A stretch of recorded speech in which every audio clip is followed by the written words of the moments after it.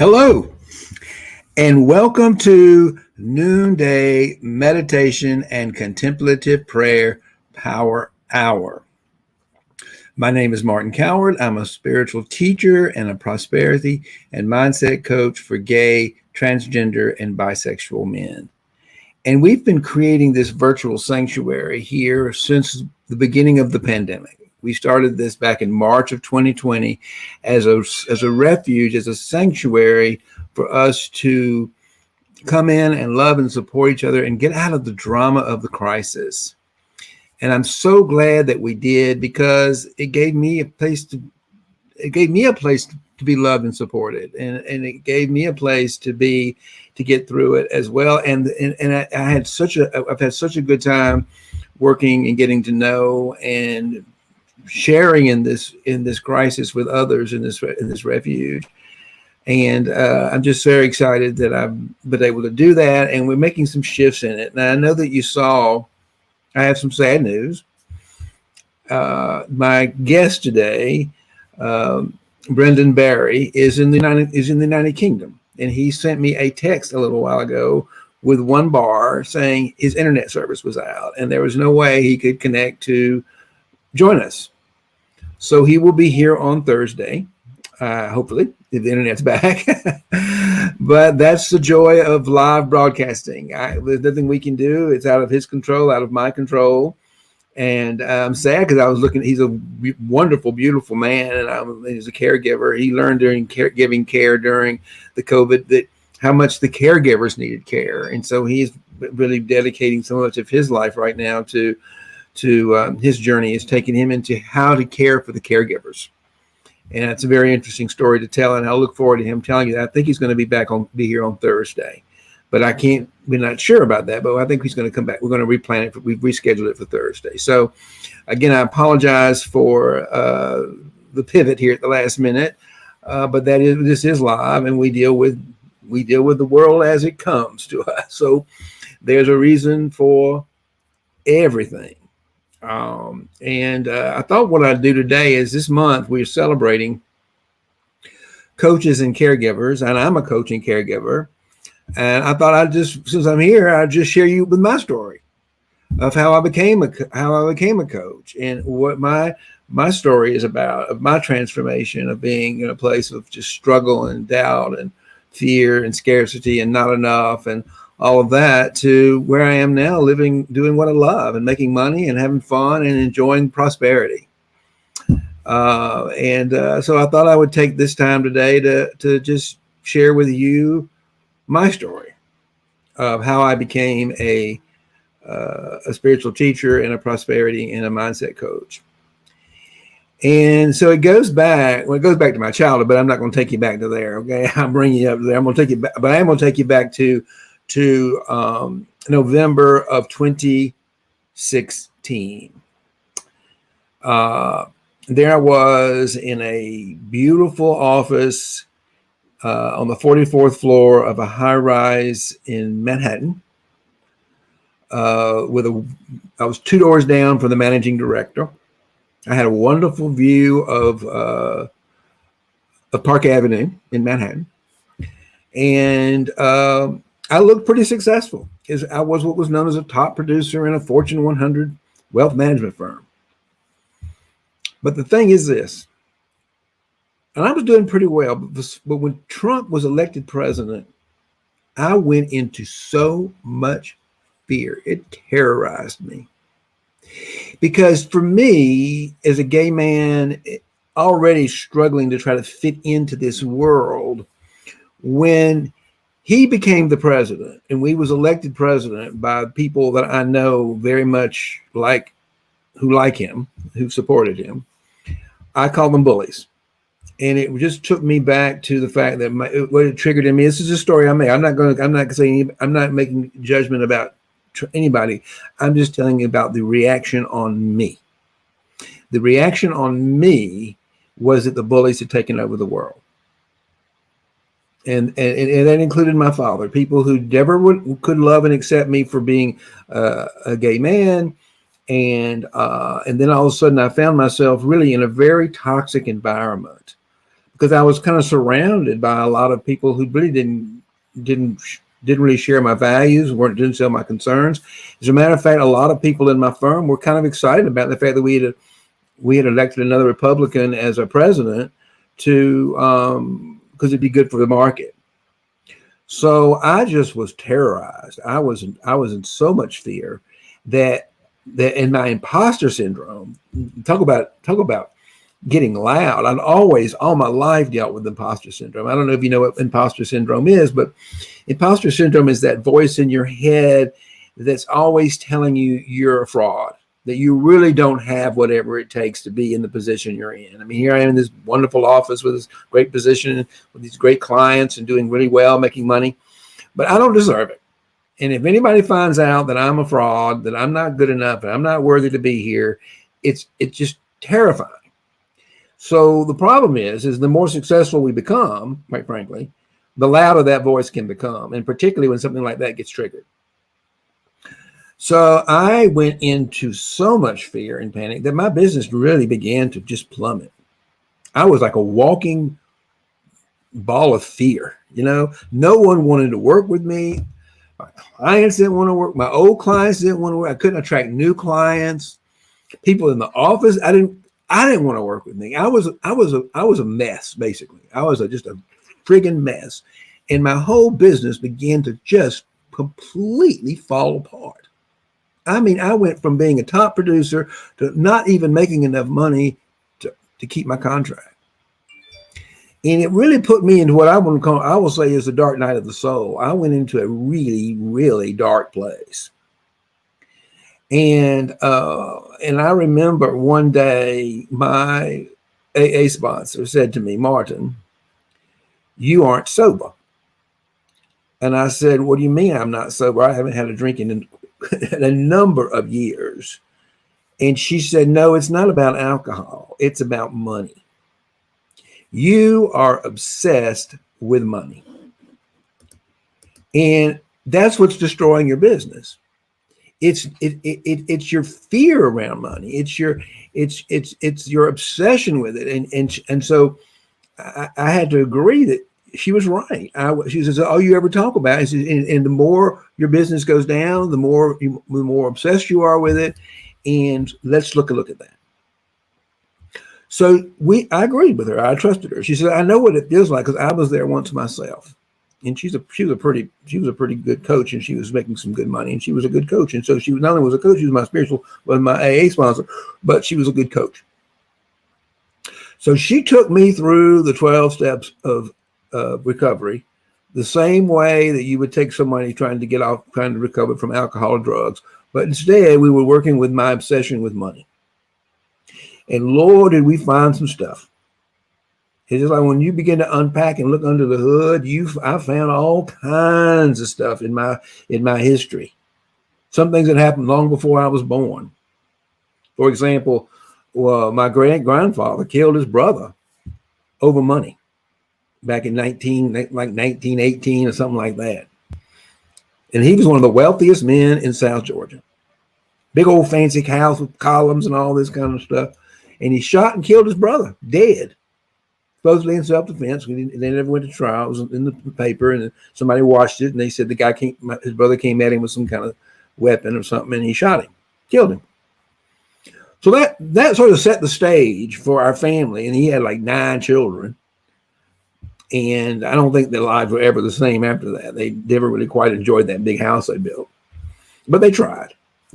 And my grandfather, his son, went to college in a Stutz Bearcat, which was the best car. It was like the fanciest car you could have, and particularly for a college kid.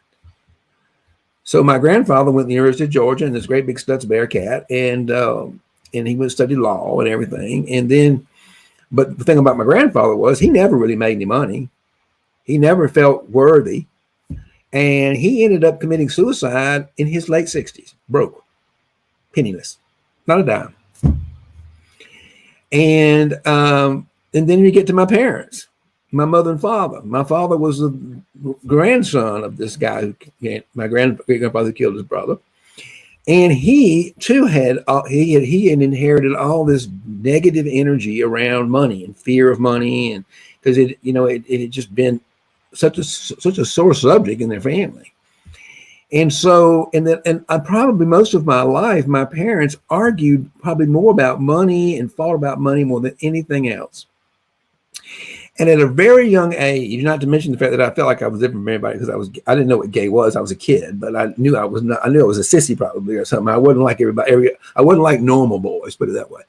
So on top of all that, I heard my mother always angry at my father for not bringing. And I think she just was scared. I don't think she was a loving person, but she was a young woman and a young mother in South Georgia, which was new territory for her. And I think she had thought she was marrying it. She saw my great grandfather's big old house. I think she thought she was marrying into money. The last thing she married into was money. There was no money left. It was like ruined finery. There was no money.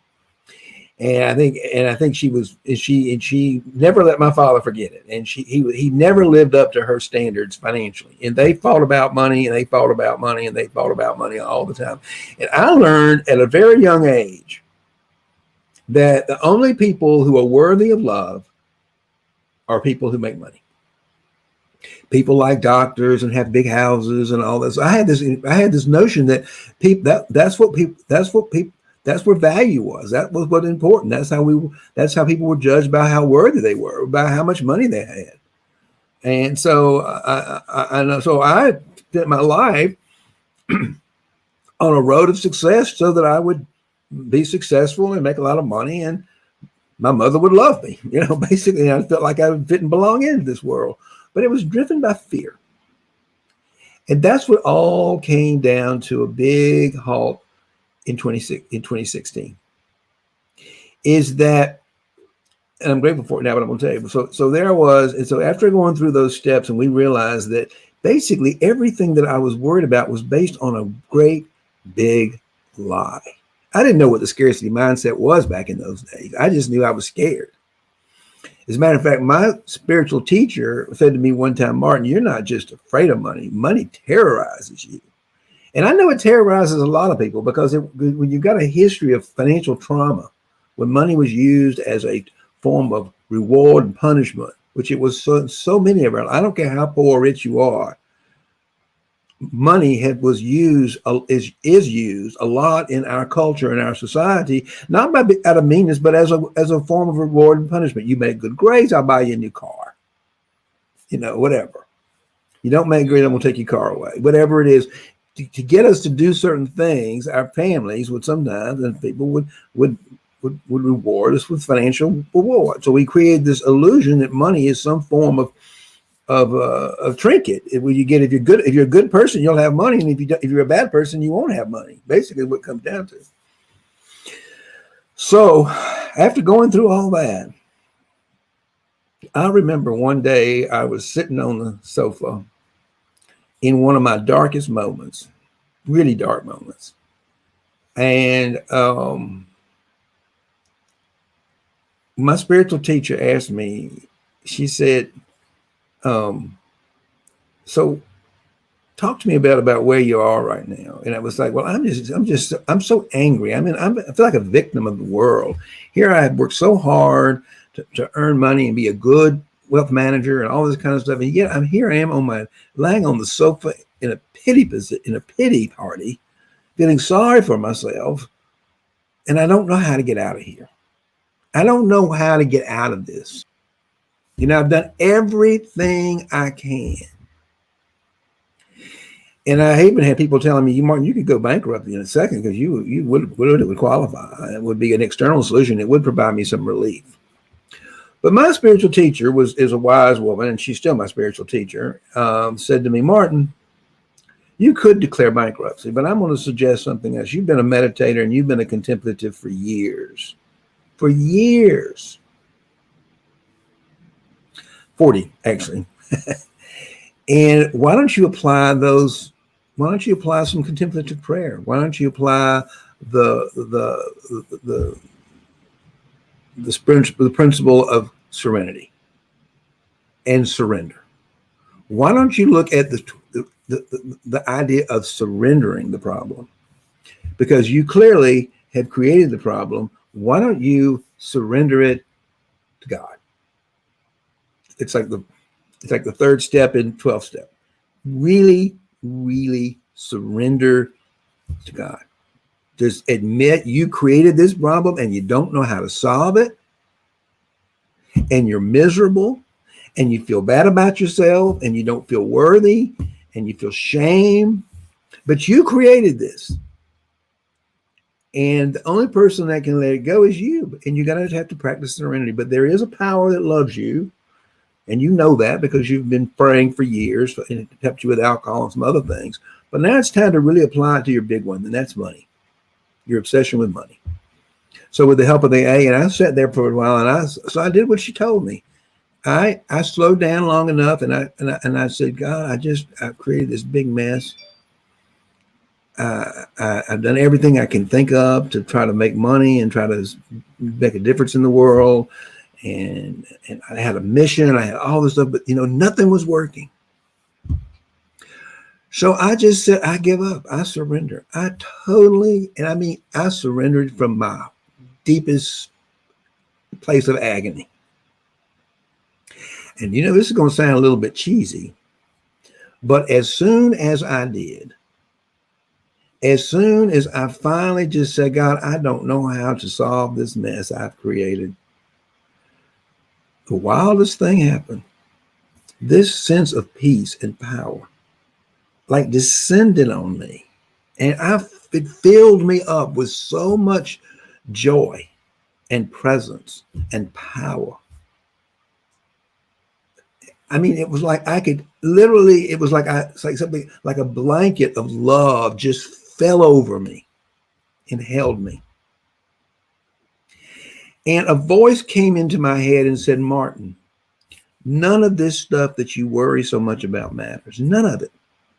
At the time, I was trying to get certified with the Mankind Project, and that didn't go so well. So it was saying, you don't need to get certified with the Mankind Project. You don't need to make a lot of money. You don't need to be a successful wealth manager. You don't need to do anything, quite frankly, except one thing. And that is to show up with love and gratitude, and I will do the rest. I meaning the divine. I was familiar with that part of myself from years and years of contemplation, contemplative practice, sitting on a mat. And so I knew that part of me. So when that part of me, I call her Joy the Wise Woman, when that part of me began to speak to me from that place of truth, none of this stuff matters. All the work that you're doing, you are loved, you are worthy, and all you have to do for the rest of your life is to just show up with love and gratitude, and I will do the rest. Now, I'd like to tell you that, okay, from then on, I went skipping out of the world and everything is super grand. Well, I got the message, or I got the burning bush, if you will. I didn't know what to do with it. So I actually, for a few months, we even went darker, and I knew I had discovered who I wasn't. I wasn't a wealth manager, and I wasn't unworthy. I was love. And I didn't know what that, and I didn't even know what that meant, really. So I with the guidance of my spiritual teacher and I began to just pray on that. I began to just pray on that serenity and on that surrendering. God, I don't know how I created this. Show me a solution. Show me a way. And of course, in the beginning, I wanted them to show me more clients and more money in my job. That did not happen. But what he did do, what God did do, what she did do, was got me out of that and into what I'm doing today. She gave me, I found the courage in myself to leave that toxic environment, to leave my job as a wealth manager, and do something completely unprecedented. And that is become a coach. I toyed with that idea for years, and I even thought about going and getting a certificate. But then I thought, well, how could I do this? So I began to pivot. I began to get some coaching clients. And I'd been doing shadow work for years with the Mankind Project. So I was a master facilitator of shadow work because I'd been doing it for 20 years. I also had been 40 years sitting on a cushion. I'd been a meditator. I'd been I'm a contemplative and a mystic. And I also, from that, I've gotten very familiar with the teachings, what I'd call the wisdom teachings of Jesus. Now, you aren't familiar with the wisdom teachings of Jesus, but Jesus, like Buddha, was a teacher of non-duality. He was a teacher of higher levels of consciousness. He called it heaven. Buddha called it spaciousness. It's all the same thing. He was not here to create Jesus was not here to create a religion or a belief system. He was here to teach a path to enlightenment. And that's what I got. So I began to think, okay, things began to shift. And I took on some coaching clients. And damn it, I wasn't pretty good at it. Applying those principles, I was able to come up with some really good support for people to get out of where I was to where I am today. That's what I discovered. I wasn't the only one stuck and struggling with fears of unworthiness and imposter syndrome and fear of money and all that stuff. We all grew up in the same culture. And particularly for gay men who have a real sense of a real issue with their sexual orientation and fear around that and shame around that, I was like, wow, this is really important. It's really important that I get out here and share this with the world. And that's what I'm doing now. And I'll tell you something. It's amazing. It's absolutely amazing. I joined this great group of people called the Unstoppable Entrepreneurs about a few months ago to get some coaching myself. I needed it. I got to a plateau where I just really didn't have enough confidence in myself. I needed to go to a different level. So I joined this team called the Unstoppable Entrepreneurs, of these brilliant people, mostly women, led mostly by women. And I'd call it a movement it's a movement. It's a real movement, if you will, from my perspective, and it's jump in if they find in my tribe. And these are people who are truly, truly, truly getting people out of this scarcity way of thinking, this scarcity mindset, and into prosperity living, and actually knowing you're worthy, knowing you have gifts, knowing you're a good coach, knowing you're a good caregiver, knowing whatever it is that you do is of value to the world. And then begin to go out and offer that value to the planet, to people who want it, in exchange for money. Because then money no longer is a form of reward and punishment, but now money becomes an expression of love, a resource, an infinite resource of creative energy to go out and do more, to do this. So money shifted so everything transformed within me. I transformed from my image of myself as being an unworthy human being and not good enough, and an imposter and all those things, to really seeing the truth that I'm a really loving, caring, compassionate man with a lot of gifts and a lot to share and a lot to offer the world. So and that's what transformation is. It's a shift in the way we see ourselves in the world. So I began to see myself from the truth, from a man of compassion and love and empathy and all those things we appreciate in good leaders. And I saw myself as a leader. But I also began to see I had a different relationship with God, my creator. I was no longer seeing, but when I was living in scarcity and struggle, I kind of thought God, I had sort of an old Sunday school attitude of God as being this judgmental character, judging me for not being good. And isn't that ridiculous? My creator didn't create something she thought was good enough. And that's what she was telling me. You don't have to do anything to prove you're loved. I created you. We are created of the same fabric, and I love what we've created. So I began to cultivate a different image of God. God was a loving, benevolent source of power for me. And finally, my whole perception of the world changed. I no longer saw the world as something that was threatening and I better stay away from and better protect myself from, but as a world, a universe of love, creative energy that's here to foster and hold our backs and support us in our journey of life, so that we can live a life. It wants us to live here, come here and be joyful and happy and share and live lives of love and joy. And it doesn't mean we're not going to have challenges, but what it means is it tells us, yes, the world is going to have challenges. And yes, I'm here. I'm here to help you get through them. I, Joy the Wise Woman, out of the divine presence in you. Because that's who we are. That's who we be. So that's how I got to become a teacher and a mindset coach, because it was a shift in my mindset. It was a transformational shift from the way I see myself, from the way I see God, and from the way I see the world, from a spiritual perspective. And when I aligned with that truth of this, because that's what we are, we're spirit.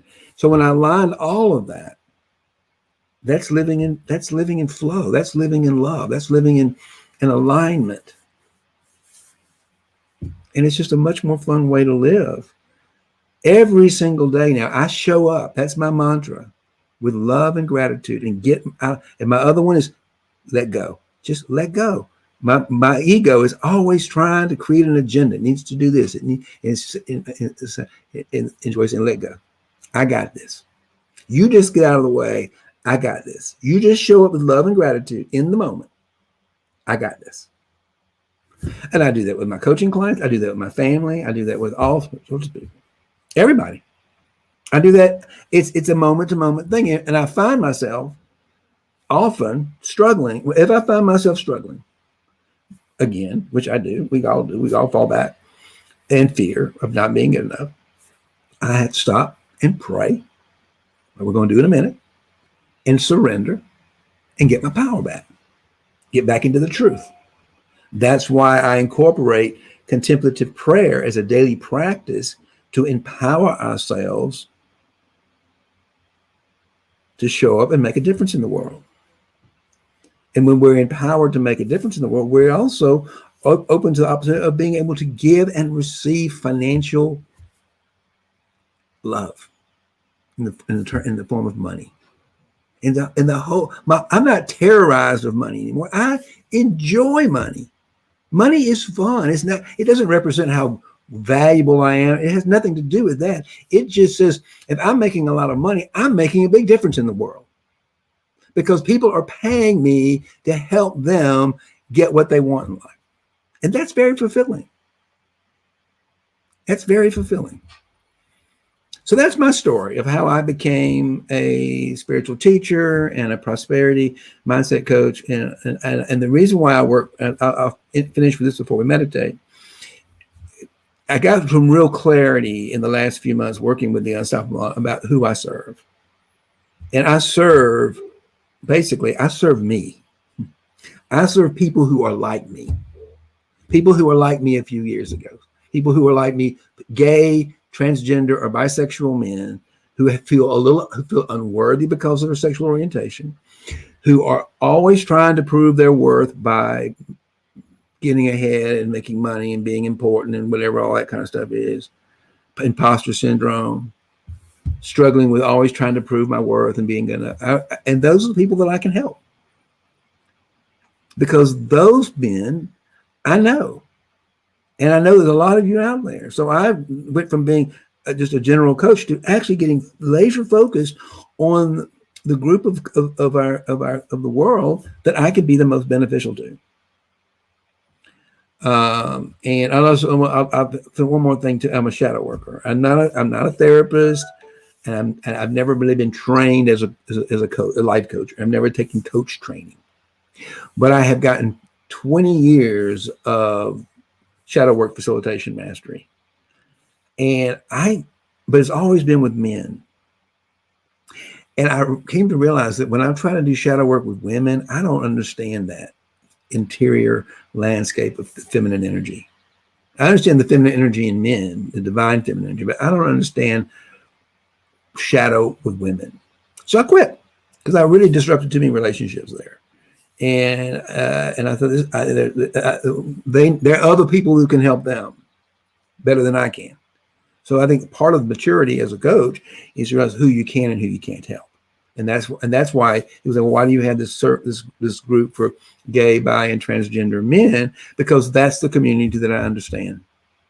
And that's the community that I feel that I can serve the best. And so that's why I do that.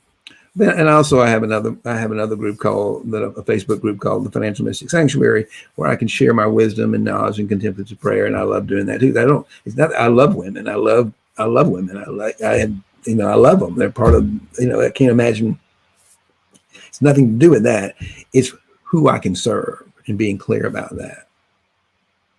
So that's my story. That's how I got to be here, and thank you for listening to that. I'm going to now set the timer, and we're going to meditate.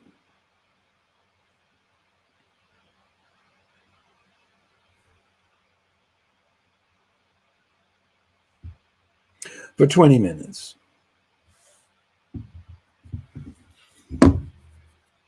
So there's that bell. So we're going to do something. But the way I meditate, the way I pray is something called centering prayer. And it was a form of prayer that Father Thomas Keating came up with about 40 years ago. It's really based on the idea of getting still, surrendering, letting go, and getting into heart space, getting out of our head and into our heart space. That's what the hero's journey is, by the way. The hero's journey is the journey from our head to our heart, and that's a very long road sometimes. But if we get into this centering prayer, which we're going to do in a second, it's a great way to empower ourselves with the heart, which always knows the truth. Back in my story, the heart was always knowing. My head was the one that was all screwed up. So we're going to use the breath to go inside ourselves and to become less focused on what's out here in our heads and get more focused on what's going on inside ourselves. And usually there's a conflict going on. So one way to resolve the conflict is just to go in and look at it and let it go. Call it a conflict, call it a problem, whatever it is, there's usually some subtle one kind of moving around inside us. So we're going to go inside and see what that is. But now, people talk about meditation and they think sometimes that they're going to stop thinking. Oh, I can't stop thinking. Well, you're never going to stop thinking. I guess meditators that have been doing it for years get to some level, get to pretty high levels of consciousness of non-thinking. But for most of us, we get little gaps in thinking. We get little nuggets of grace, we'll call it. So what we can do is we can slow down the thinking. We can slow down the mind. And when we think, our tongues vibrate. And what we can do is we can kind of reverse engineer the way that works. If we slow down the tongue, we can slow down the thinking. So it all comes down to using the breath to get focused inside ourselves, and to use the breath as a way to massage the tongue, slow down the vibration, and slow down the thinking. So this is a way to do that. Take the tip of your tongue and rest it on the roof of your mouth just behind your front teeth. Slightly part your lips and relax your jaw, and just breathe normally.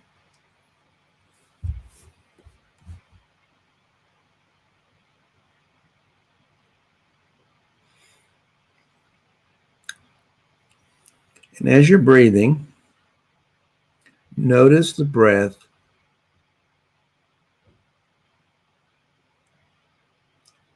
sliding across your tongue. The breath going in and the breath going out.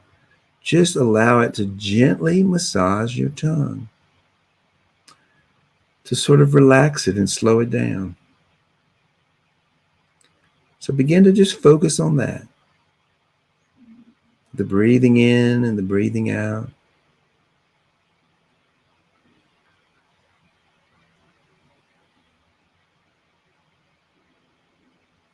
The breath coming in through the nostrils and in through the mouth. Gently massaging the tongue. Opening up the heart. And with your belly muscles, pull the breath deep into your belly as an anchor. And just do that naturally for a few moments as you get familiar with yourself.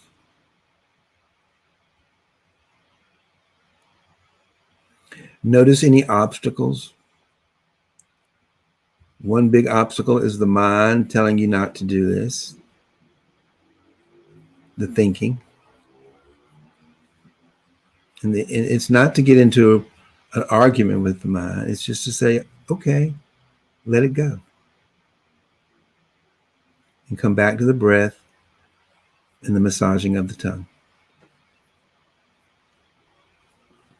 When you find yourself thinking, which we all do, just come back to the breath, let it go, and massage your tongue. And you may have to do that over and just rinse and repeat. Rinse and repeat. And to create a little bit more space inside ourselves, we're going to do 3 big belly breaths. So just breathe. Notice the rise and the fall of the belly and the rib cage.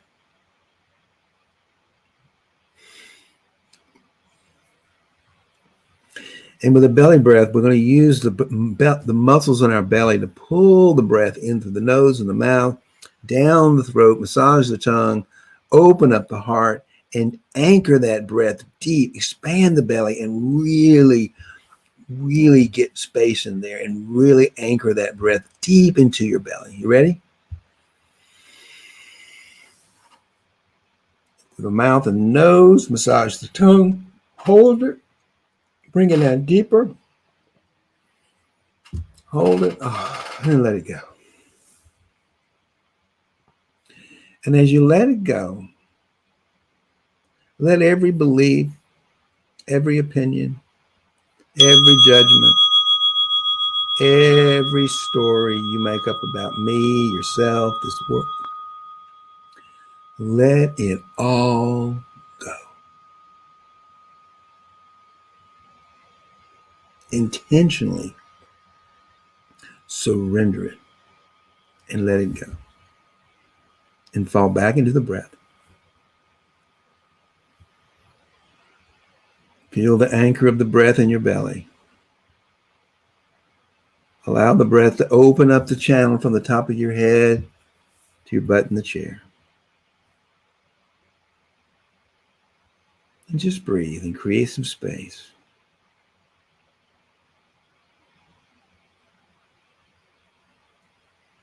Letting go of any sense of needing to control anything, know anything. Just be still and breathe. We're going to do another big belly breath. So with your belly, bring in the air through the nostrils and through the mouth. Massage the tongue, open up the heart space, and bring that breath deep into your belly and hold it. Just like you're holding on to all these thoughts, all these worries, all these concerns, all this shame, all this thing you're supposed to do, and now just let them all go. Hold on to nothing. There's nothing you have to do. There's actually nothing you can do. Let go of any notion that you control anything and that you know anything.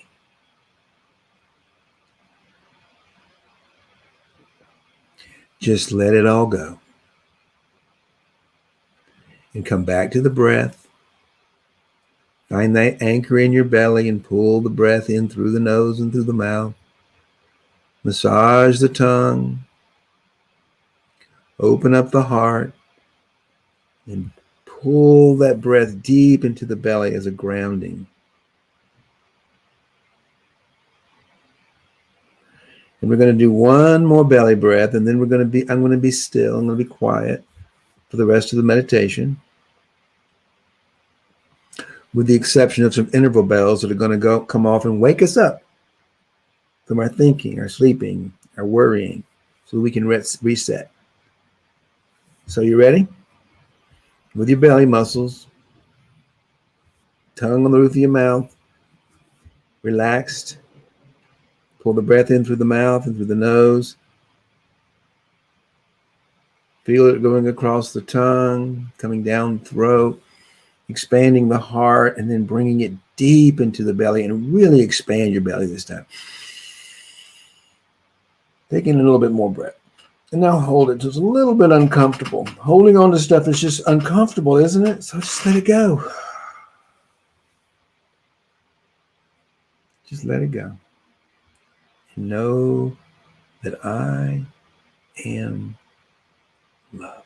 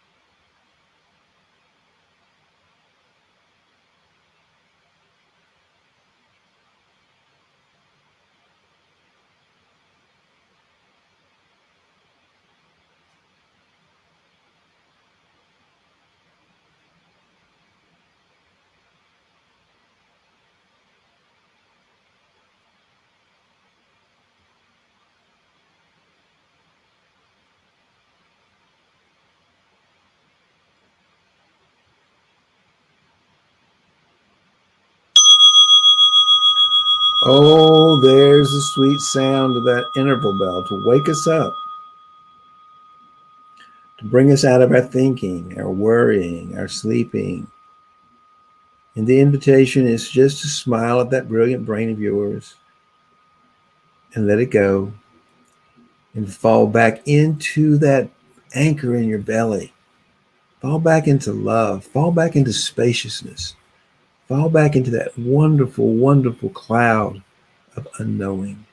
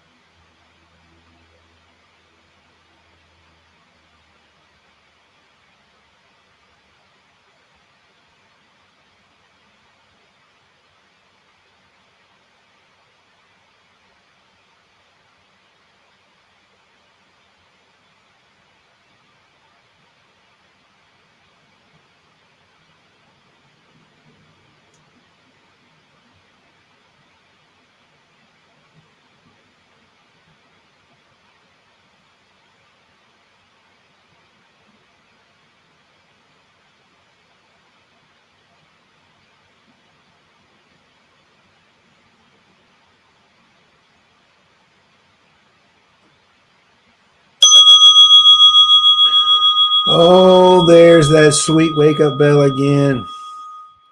Thank you, because I was so deep in a little thought, a little planning, good planning, that I was definitely down a hole. So thank you for waking me up so I can let it go and reset and fall back into that emptiness, that infinite, infinite, infinite love consciousness, our essence.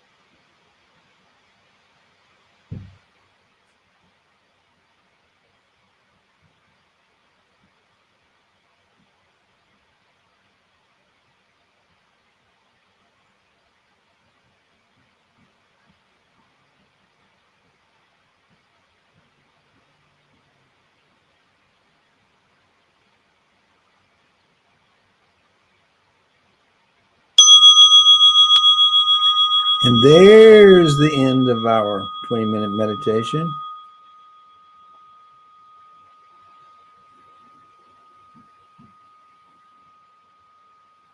Thank you for being with me today.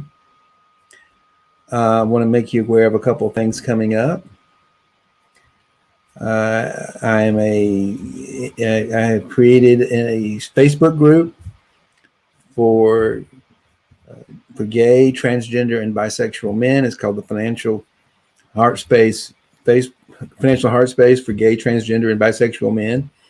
And I lead a workshop in there. It's for us to love and support each other as a community, to build and grow our businesses, and to be able to look at our shadows, to look at those things that we feel where we're lacking, in a safe environment where we all understand each other, so that we can actually say, okay, well, I dealt with that shadow belief too. I dealt with that feelings of unworthiness as a gay man, as a transgender man, or as a bisexual man, based on because of my sexual orientation as a man.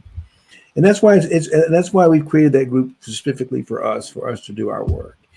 And every Wednesday I do a workshop, a live workshop in that group that I invite you to. And right now we're doing one on problem solving. I created a workbook called the Heart Space problem-solving workbook, and it's based on the three principles of all principles of 12-step recovery, but it's three principles, three processes, three steps.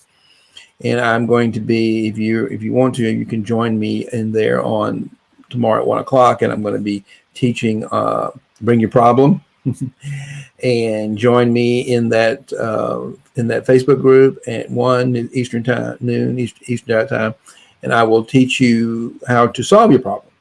I'll take you you can get a copy of the workbook, and you can bring your problem, and I'm going to take you through the steps, and you can solve that problem. It's live. And so bring your problem and join the group, and if you're not already, and I will help you solve that problem.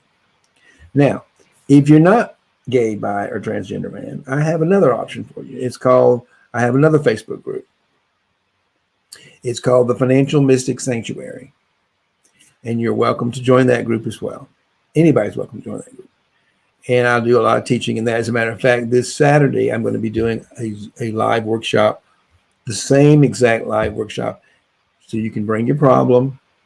One of the problems that people love to help work with is how they're stuck in this old scarcity mindset that they're not enough, and get out of it. So one of the problems we can solve on Saturday at this workshop in the Financial Mystic Sanctuary is this old idea that we're not enough, this old scarcity thinking, so that you can actually begin to live in prosperity. You can begin to live a life of love, joy, and prosperity. It's a mind shift. It's a transformation. So the workbook is a opportunity to go through a transformational mindset shift from being in a place of unworthiness and scarcity and doubt to being in a place of love, joy, and prosperity.